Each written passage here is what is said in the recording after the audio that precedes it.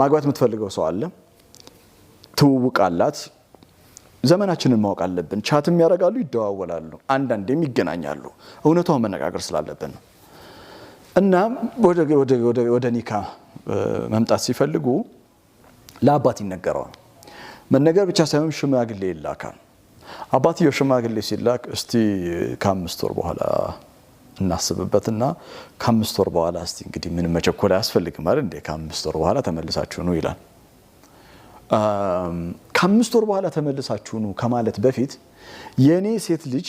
ለልጁ ያላት ፍላጎት ምን ያህል ነው የሚለውን ማወቅ ያስፈልጋል አንድ መመርመር ያስፈልጋል ሁለተኛ ልጁ ማን ነው የሚለውን ነገር ማጥናት ያስፈልጋል ኦኬ